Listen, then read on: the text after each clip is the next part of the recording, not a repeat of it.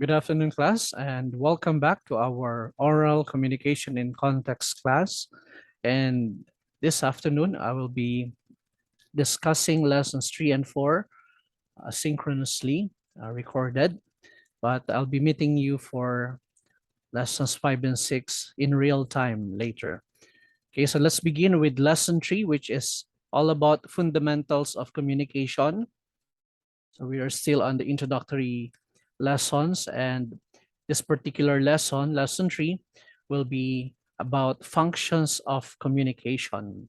So why do we communicate with other people? So as an opening activity, kindly write down on a piece of paper 5 possible reasons why you communicate. Okay, so bakit ba kayo nakikipag-usap, nakikipagtalastasan? That's one thing that we should be clear about before we, of course, send our message uh, to our neighbors, to our friends, to our family members. Okay, I'm giving you 1 minute to write down 5 reasons why you would communicate.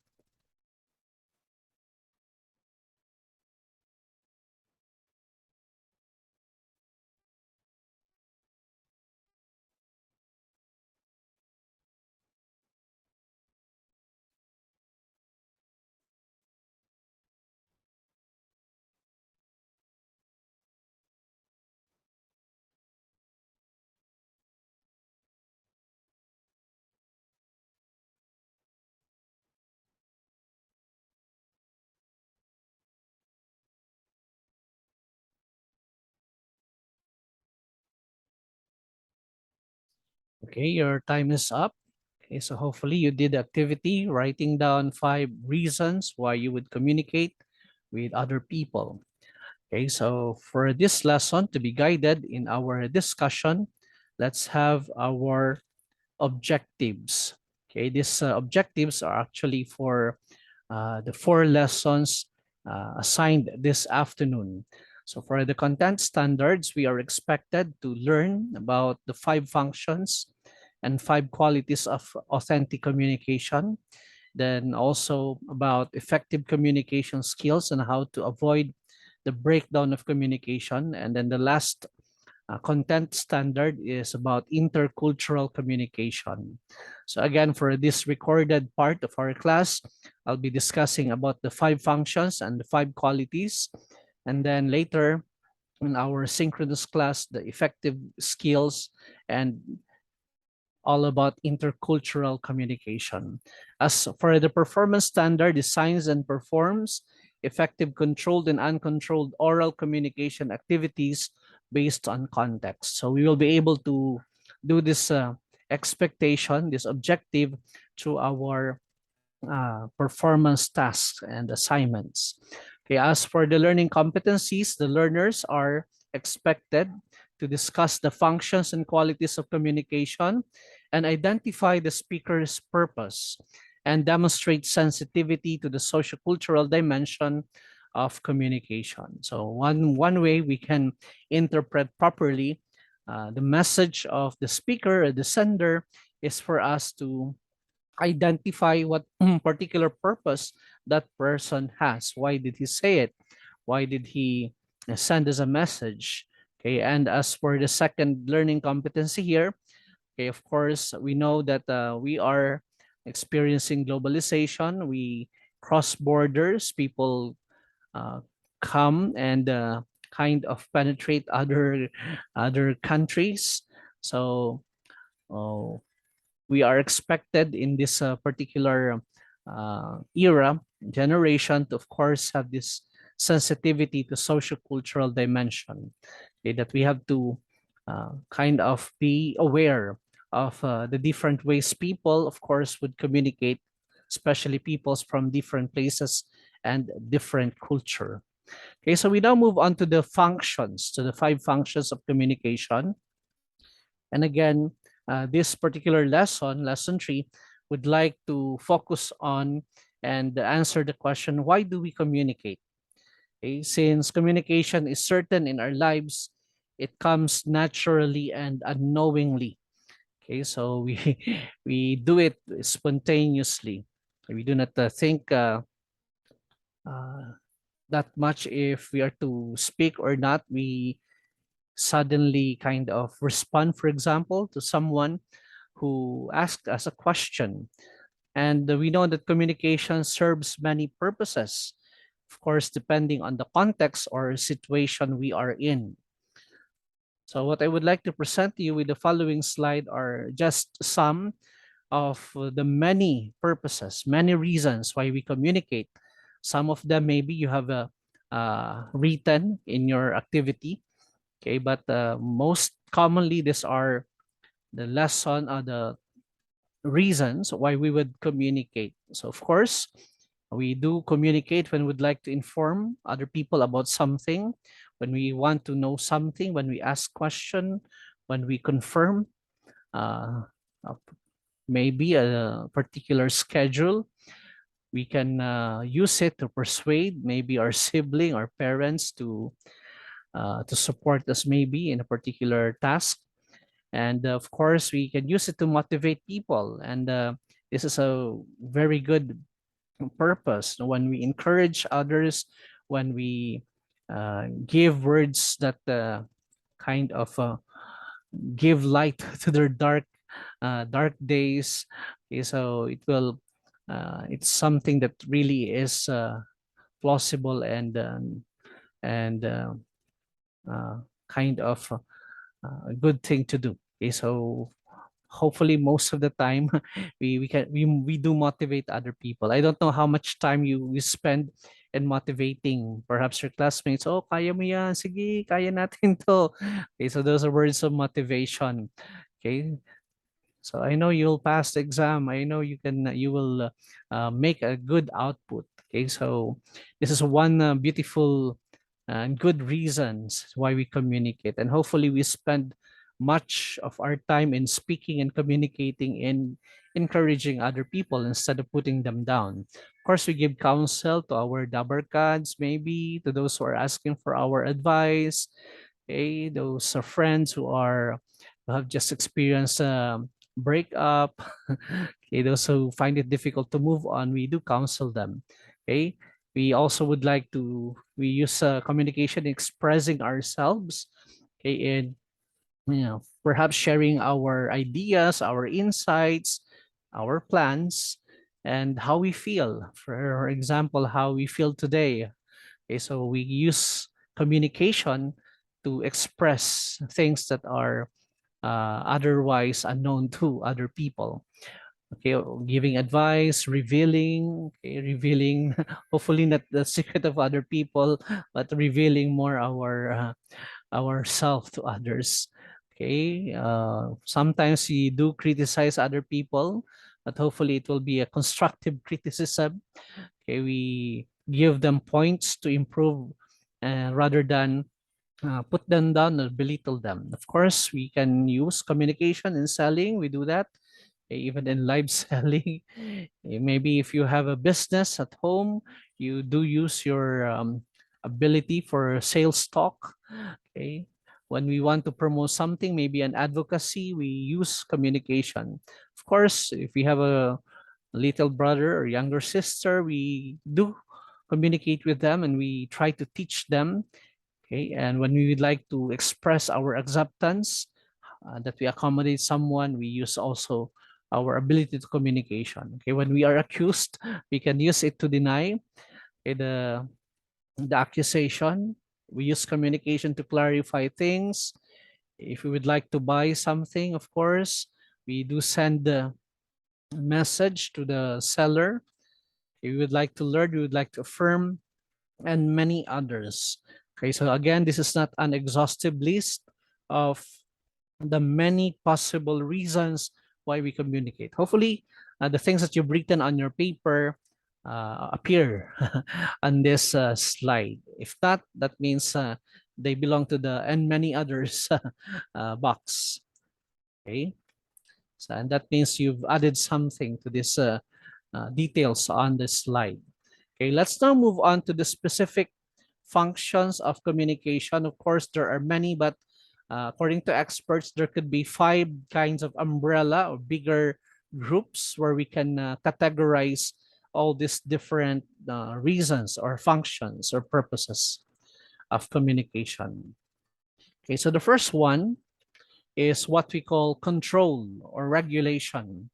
So communication functions to control behavior.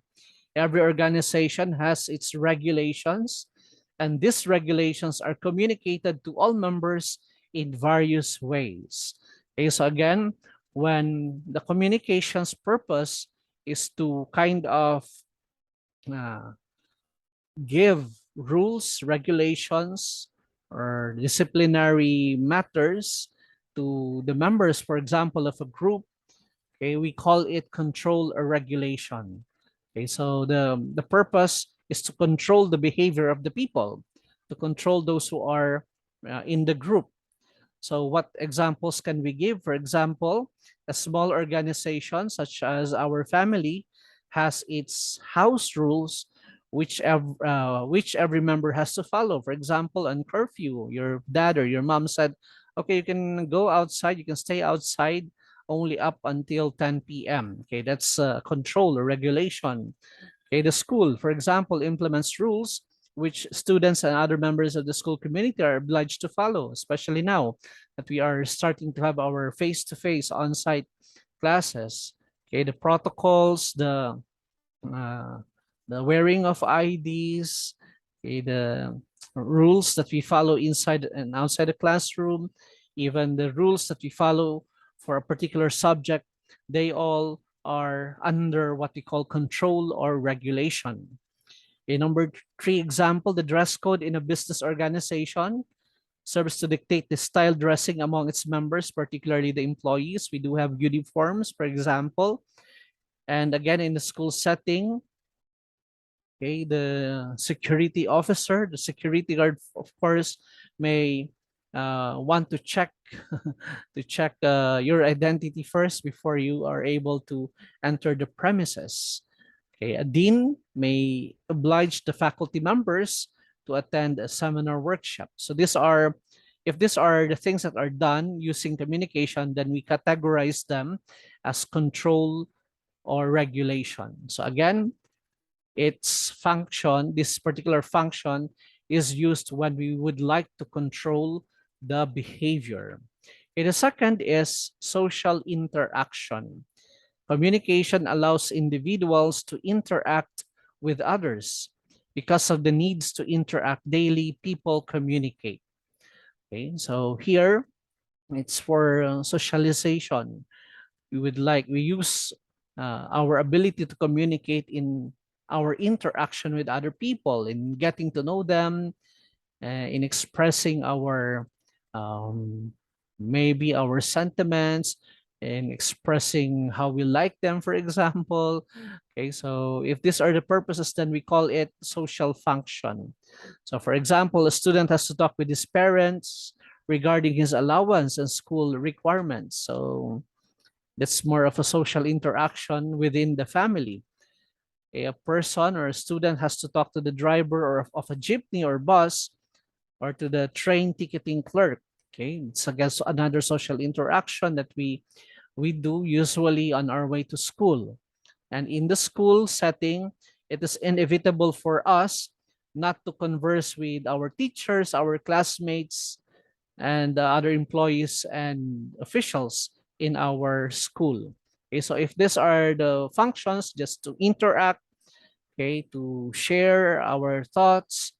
Okay, so this is more of the interaction. We usually, uh, of course, use this to kind of survive in our everyday living so that we can, for example, reach our destination and we can go back safely to our homes. The third function is what we call motivation. So I have already somehow touched on this a while ago, and communication motivates or encourages people to live better. Motivation is either internal or external. Okay, so again, when we say we motivate, we inspire with our words, but of course we can motivate not only other people, we can also motivate ourselves. That's why there is what's called the internal motivation, and there is also the external motivation. When you say internal motivation, it comes from within. It is something personal. We do encourage ourselves, kaya ko to, magagawa ko to, matatapos ko to on time, kaya kong pumasa. That's an internal motivation. No? I know my talents, I can do it, I can use my experiences, okay, my learnings. So when you talk to yourself, it's more intrapersonal communication, so internal motivation. But of course, external motivation also happens. It's either we motivate other people or other people motivate us. So it emanates from outside or from people surrounding us.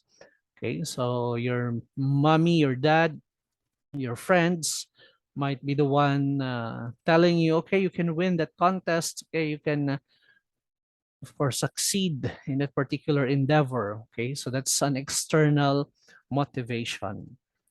Okay, so we can use this again to to help other people. So this is one beautiful function of communication that we should utilize always. Okay, for example, a breast cancer patient may desire not to live longer after, uh, of course, learning about the news, but with our encouragement, he or she may kind of regain hope, uh, and see that there are possible reasons why she or he would should stay longer on Earth. Okay, so uh, let's use this ability to kind of help others. Or a failing student may continue pursuing his or her chosen career the moment he or she hears words of encouragement from the school's guidance counselor. Okay, so from time to time, we will meet people who easily get depressed, people who easily get kind of frustrated, and with communication, of course, we can help them, we can inspire them, we can give them hope, we can support them, and hopefully, as I've said, most part of our communication time is used for this particular function. If not, then we can, it's not never too late, we can start today, motivate others. Okay, number 4, of course, at your age, I know you also use this function, emotional expression. So communication facilitates people's expression of their feelings and emotions. Okay, maybe you experience kilig. Okay, for the day nakita mo yung crush mo on your way to school, you'd like to express your excitement or happiness. You call the attention of your friend and share with him or with her your feelings. So that's more of emotional expression. Or perhaps you talk to someone about a problem, and together with together with the words are tears, because you're so sad, you are kind of really down. So if those are the kinds of things we say, then it's more of an emotional expression. Okay, so another example is when one informs another person about an impending super typhoon, the informer may express different emotions. Okay, maybe fear, that it might be devastating. Okay, so another example, okay, a person who may show joy and excitement as he or she envisions another day of no classes or a grand vacation. So you're you're listening to the news, and suddenly the newscaster say, okay, advisory, typhoon advisory because of the typhoon. It's signal number 2 in Rizal, and all the classes in private and public classes are suspended. So you're so happy, you express, or you kind of called your mom and your dad. Oh, mama, there's no class. We have no classes. Okay, even if it's online. Okay, so that's an emotional expression. So try to identify, especially in the exam, in the activities, the the feeling, the situation, so that you can also identify the particular function of communication in a particular situation. Okay, number 5 is what we call information dissemination. Communication functions to convey information.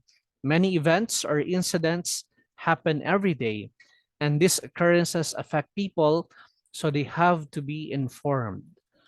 Okay, so again, if it's kind of telling us important data information that we should know, then communication here is used as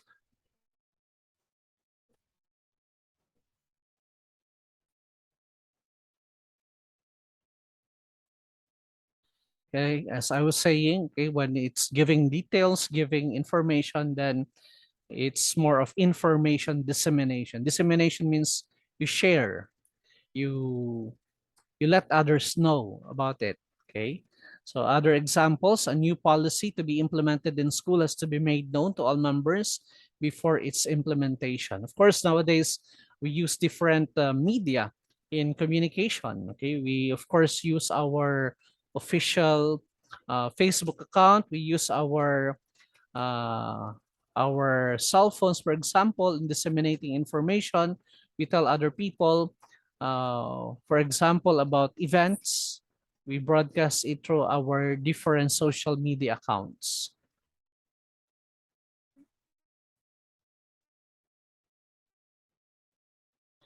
Okay, so another example, the leader, for example, draws plans for executing the safety protocols. So maybe the principal, maybe your in the workplace, maybe the boss or the manager tell the employees of the plans for the safety protocol, what to wear. Are they still going to wear a face mask? Okay, how many times they are asked to check their temperature, to have the RT-PCR test. Okay, so those are information dissemination. And the student leader talks about how to help fellow members who are in need of financial assistance. Okay, so again, that's information dissemination. Now, we should not underestimate the power of this function, because with information dissemination, many people are being helped. If, for example, on television, when the newscaster or someone who made a documentary informed us, for example, of the situation of a child or siblings abandoned or orphaned by their parents, okay, with the information that have been received by the viewers, we will see that a lot of donations will be coming in for that family. I've seen that in television, for example, in Cara David's documentaries, you know, where after she has shown the situation of siblings who were orphaned, okay, and they just survive by getting how do you call that? Dagta nung puno. Okay, so with the documentary, with the information disseminated through the documentary, many people started helping them, and they are able to survive even without their parents. And they are now scholars. Uh,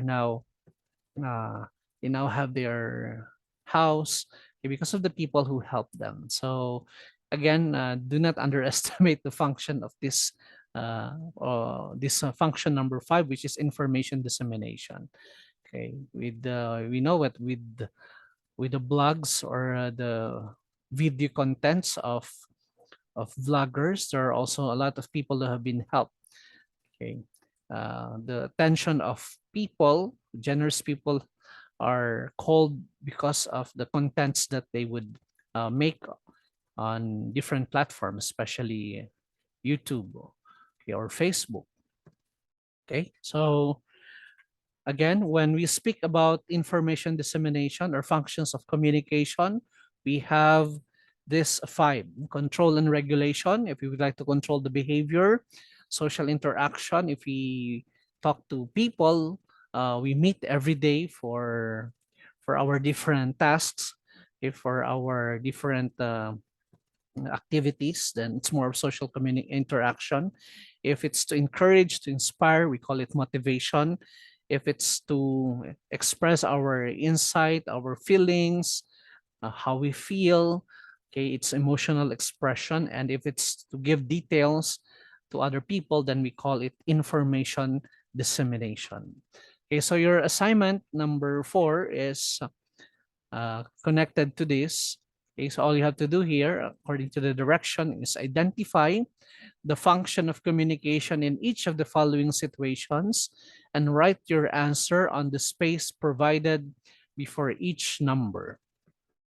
Okay, so you'll have to analyze, you have to think uh, about the situation so that you can get uh, the correct function of communication for each and every situation.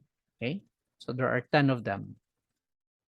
Okay, we now move on to the next lesson. This is lesson 4, and this is more about the qualities of communication.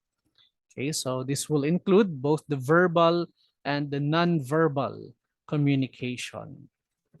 I know you're familiar with the terms verbal and non-verbal.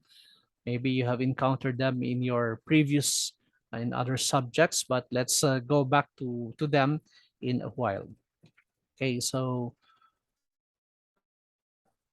sometimes it's called also as the no verbal and no verbal communication. And for the purpose, of this particular lesson, the content standard is for us to understand the nature, elements of oral communication in context.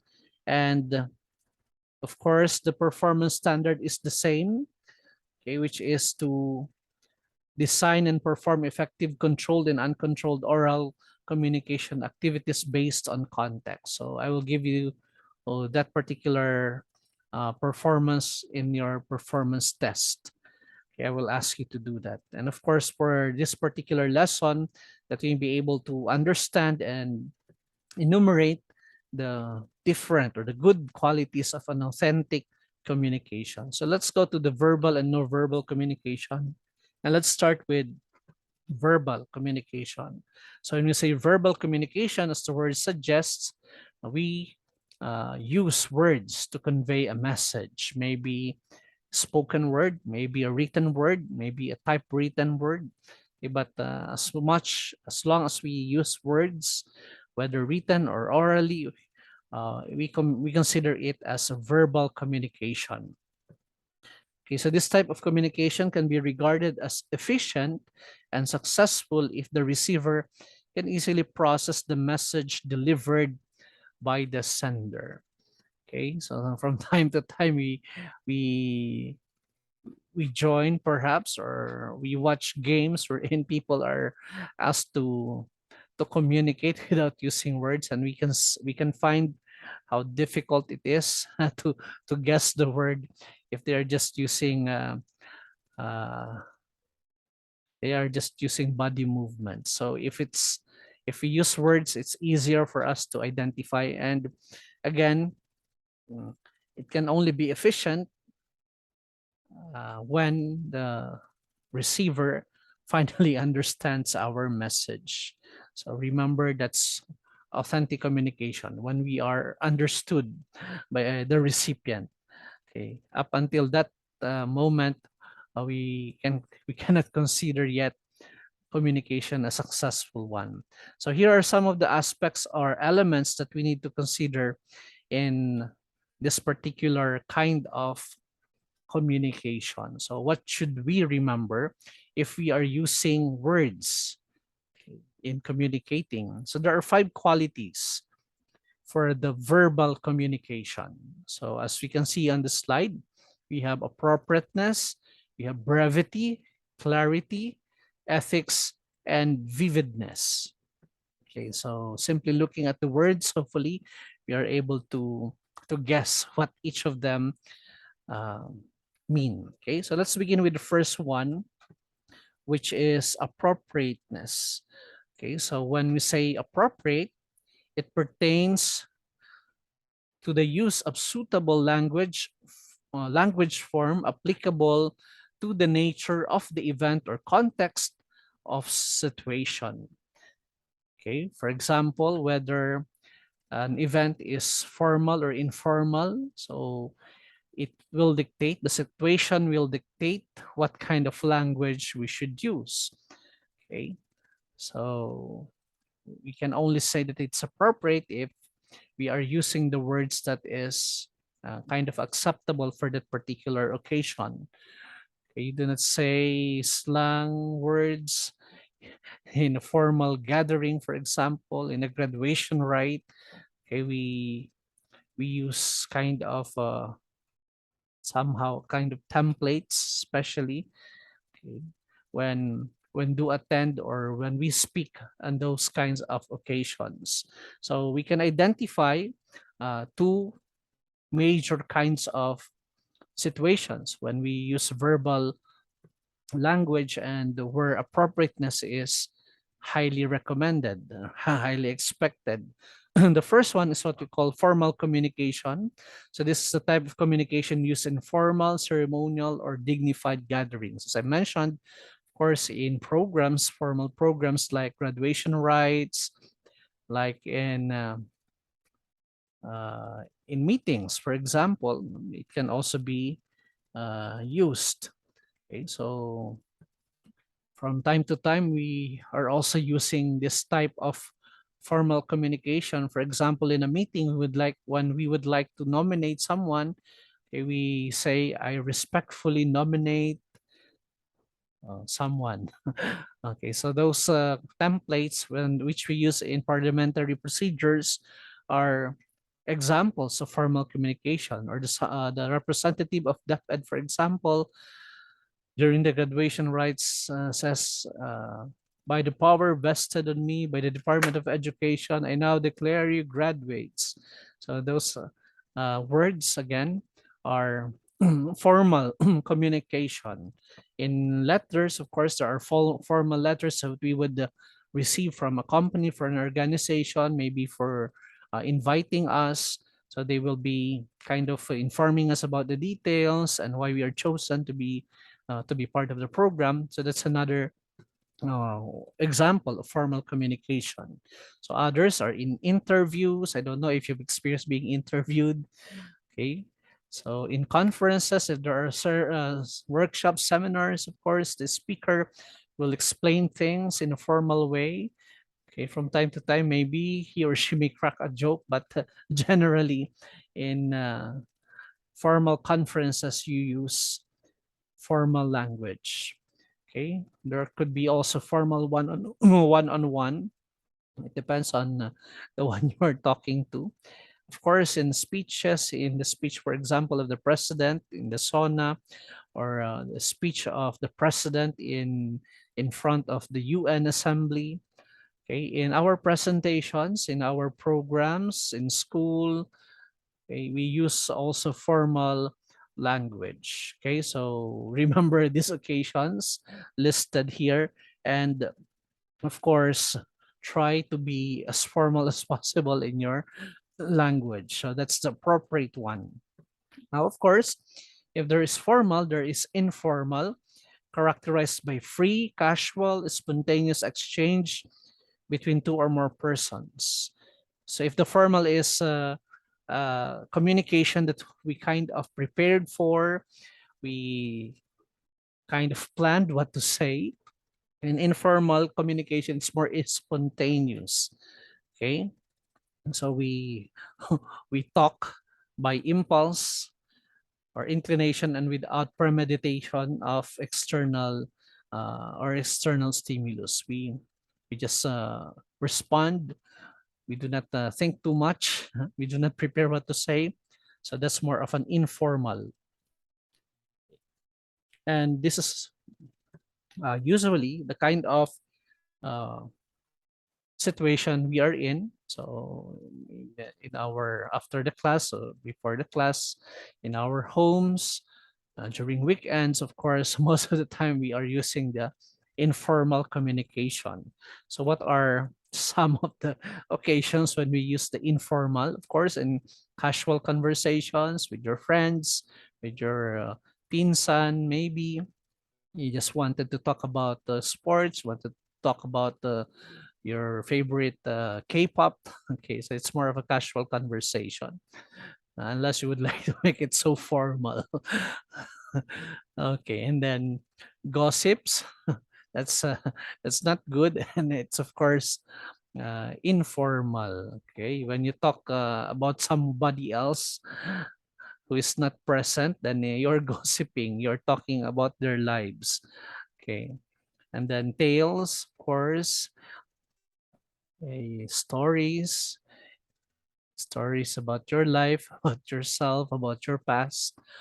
Then interrelation activities, okay, family social communication culture, okay, during the course while eating, yes, you do not call your dad sir or or your mother mom, sorry, or your mother, yeah, Mrs., but you call them by the endearing term with endearing terms, you know, mommy, daddy, or the like. Okay, so we use informal, uh, somehow a form of communication and interrelational activities outside of formal context. Usually in what they call that, in reunions, we use also this informal communication in kind of updating ourselves, no, sa kumustahan natin. We use informal communication. Now, just to kind of summarize or show, compare and contrast formal from informal, we have the following criteria and how it's done in each of the occasion. So for reliability, the formal one is more reliable. Okay, it's sometimes it's prepared with much research. Yung sa informal communication is less reliable. It's more an impulse, and maybe the things that we are saying are not a fruit of the truth. Maybe it's just our opinion. Okay. As for the speed, the formal is slower. You prepared it and you even deliver it slowly. For example, a speech, while informal usually is very quick, instantaneous. Okay. As for the time, so formal requires a number of different processes, while the informal requires very little process. Okay. For the information flow, okay, through predefined channels, a formal one, while informal moves freely. Okay, so who will talk first? Who will answer first? We do not care much about that in informal. Sometimes we talk simultaneously with another person. It's just okay in an informal one. But for formal communication, okay, we see the host, for example, or the MCs uh, with their script, okay, or their teleprompter, and then they take turns in saying their lines. Okay, and then as for the secrecy, okay, for the more formal, it's maintained. You do not say a lot of your secrets in formal communication, but in informal, it's hard to maintain, and sometimes we even share the secrets of other people. Okay, so nadudulas tayo ng kahit yung mga ayaw nating sabihin, nasasabi natin kapag informal. Okay, so again, let's try to see the situation and so decide what kind of communication we are going to use. Is it formal or informal? Okay, the next characteristic is brevity. If you say brevity, brief, it pertains to the use of simple and precise words in delivering their message. Okay, so from time to time, we will, we will encounter people who would be using highfalutin words like the social brouhaha. Oh, may word naman talaga na brouhaha, but The question is, will it be understood by the people if you say if it is epistemological transcendence? So instead of communicating, we might be appearing to them as someone who is boasting. So we should keep our words simple. We should use precise words that are understandable to our receiver or to the recipient. Okay? And of course, our main goal is for that person to understand, what we really would like to tell him or her. So walang gaanong paligoy-ligoy. From time to time, medyo may mga situation naman na kailangan natin medyo ihanda yung ating kausap. No? Baka sabihin mo, si tatay mo, patay na. Magugulat naman yung kausap mo. So magkwento ka muna ng konti. Huwag kang may bibigla. No? Di ba may puno tayo ng mangga sa bahay natin? Tapos si tatay umakyat sa puno. Huwag mo na masyadong habaan. No? Baka maligaw na yung kausap mo. Okay, so at least prepare the person to offer the news, especially if you are to break a bad news. But for simple communications, let's make it simple. Let's make it precise. No, kung sa yung ano ay, nakita ko si ano sa ano, tapos nag-ano siya. Oh, mahirap maintindihan yung puro ano. No? So we have to be precise. Nakita ko si Sir Andrew dun sa ano, sa SM Masinag. No, nandun siya sa ano, isang coffee shop. Yan. So malinaw ito yung detalye. So that's what we mean by brevity. Okay. Okay, the next characteristic is clarity. Okay. Clarity refers to using simple yet exact words that directly express your thoughts and emotions. Okay. So it warrants that the purpose of the message will be successfully delivered to the audience. And through this communication breakdown, like misinterpretation, may be avoided by the receivers. Okay, so for example, if I say boxer, what comes to your mind?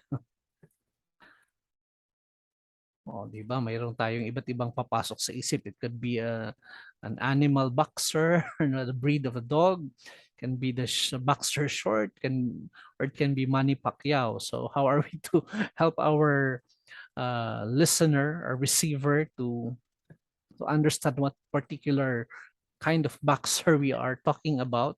So we have to add maybe a few words.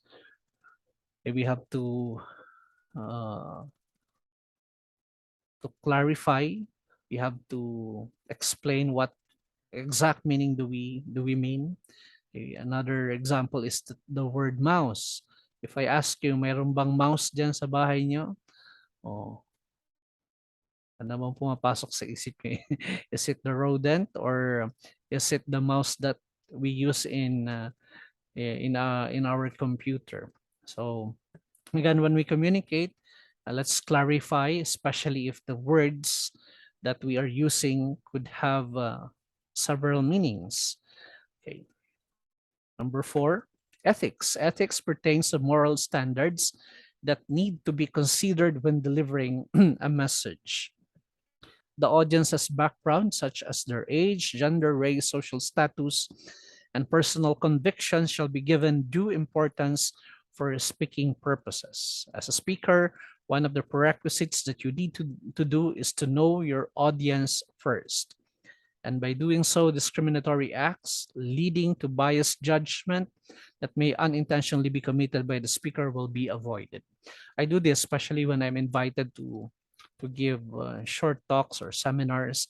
I ask the organizers to give me a profile, the number of the attendees, the gender, the sex of the attendees. Are they all male? Are they all female? And then I would ask also from time to time what religion they belong to, because I might be using examples that might be offensive to people who belong to a particular group. So recently I received an invitation to give a talk to members of AFP in Tarlac and another how do you call that, station.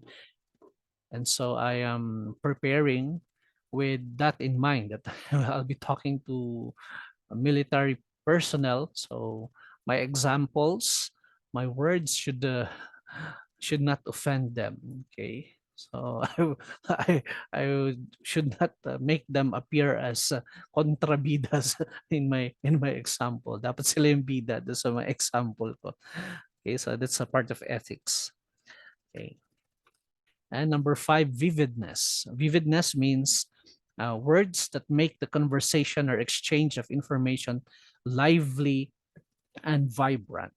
The purpose of this aspect of communication is to simplify thoughts for the audience to easily grasp the message through the use of distinctive language. Okay, so this language should appeal to the senses so the speaker can elicit an active and vigorous response. So how do we do that? You use situations when you would like to explain a concept, we can use analogy. Okay? Kung medyo mataas yung concept, pwede nating ibaba. We use simple things. Okay? Like, for example, parables in Jesus' life. In the life of Jesus, he would use during his public ministry a lot of parables. It's one way of making things vivid or simplifying thoughts for the listeners. Okay? So lapat sa buhay, nakaka-relate tayo. No? So hopefully yung ating mga pastor, yung ating mga pare, when they give homily, we can easily relate because they are using vivid examples and things that really are relatable to us. Okay, that much with the verbal communication. That's when we use words. But again, aside from verbal communication, from time to time, or also most of the time, we use non-verbal communication. So this refers to a collaboration of movements that does not require any spoken words in order to convey a message. This incorporates actions such as hand gesture, body language, facial expression, stance, appearance, and others in order to convey a message. So I like the term collaboration. So when we speak of non-verbal communication, we are not just implying, or we do not only mean a single non-verbal act, okay, or not just a simple gesture, but could be a group of gestures put together, several movements that are put together, okay, and somehow they also give or relay message to us. Sometimes they give the message colorful, more colored than when we use verbal communication. Okay, so commonly used non-verbal means of communication include the bodily kinesthetic, head movement. Sometimes may mga sound pa. Mga ganyan tayo mga bodily kinesthetic. Eye movement. Oh, depende. Yung pala, tinuturo mo yung ano, yung dapat niyang tingnan. Kaya tinatakot mo siya. Eye movement, facial expression. Depende sa iyong emosyon na gusto ipakita. Okay, so all of these things we should consider, especially when you are called for an interview. For example, you're applying, and your employer would like to have an interview with you. Okay, so most of the times nowadays, if you're being interviewed, there are two persons who will be facing you. One will be taking notes and will be focused on your verbal communication. The other one will be focusing on your non-verbal communication. Okay. The other person will just be there to observe your facial expression, your tone, your body language, while the other one will be the one to ask you the questions. Okay, so because they are also studying how you communicate with your body. they're, maybe they're also looking if you're telling the truth or you're lying with the in the interview. Okay, so even the way we sit, we stand, we walk, our hand gestures have a meaning, could have meaning. So just be careful with hand gestures. In other cultures, a simple movement might mean a very negative thing. So, for example, I've met I've met how do you call it? I met Turkish women in my past uh, teaching position in Vietnam. Okay, because there, uh, my employees were from different countries, okay, and some of them are Turkish, and they really hate this kind of hand gesture. Okay, when you put your hand and you kind of move it around. Okay, so for them it's offensive. It means you are krung krung. Okay, so but for us, ako, from time to time I use it to explain things. But for them, it's as if you're saying that they are crazy. Okay, so be careful or also with your hand gesture. And when you give a speech, when you are asked to present something, you can also use your hand gesture to make an emphasis of the point that you would like to the audience to focus on. Okay, so they add color to our speech, to our communication ways of communicating. Okay, next. Okay, so things that we also use as non-verbal means of communication could be our attitude, our behavior to specific situation. If we are uneasy in a particular place, okay, that can be communicated through the way we move, the way we sit down, and so on, our overall attitude. And then the manner of dressing, if we would like to be in. Okay, if the host, for example, has already announced, okay, it will be semi-formal, but you went there in casual wear or in sports wear, so that means that you're that could mean that you're not really into going to that occasion. So even the manner of dressing can communicate a message to other people if we would like to join, to if you are really one with them in the occasion. The tone of voice is also very important. Okay, if it's too high, always too high, it will sound like we are shouting at them. If it's too low, it might show that we are not interested, we are so, or maybe it's that we are sad, that we are not interested in the things that are we are talking about. So even the tone of our voice could be checked. We should check them when we use nonverbal means of communication.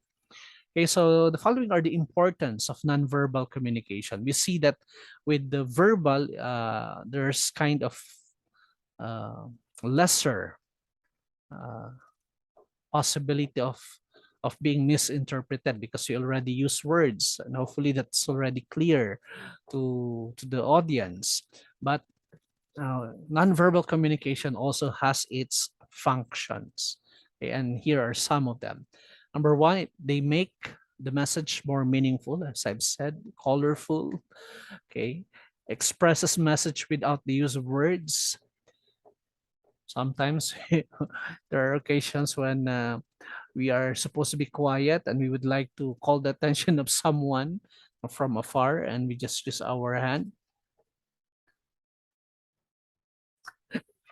Di ba? Mga ganyan. O kaya, yan, no? Pero ayaw makita ng kasama mo na tinatakot mo yung kausap niya. Okay, express message without the use of words. It makes audience more enthusiastic because they can see that you are moving, you are dancing maybe. Okay. And then defines the kind of speaker one is. If the speaker is someone who is bookish, someone who is athletic maybe. Okay.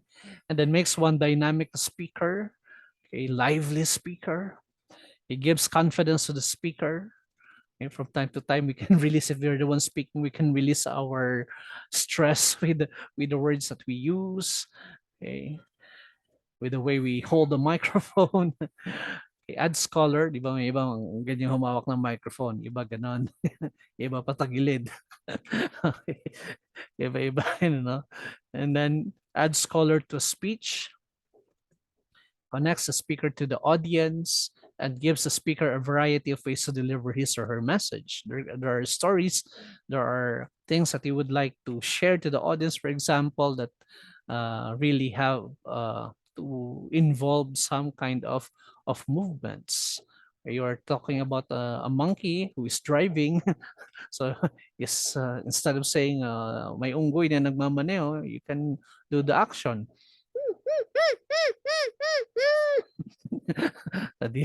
O lalo na sa mga bata.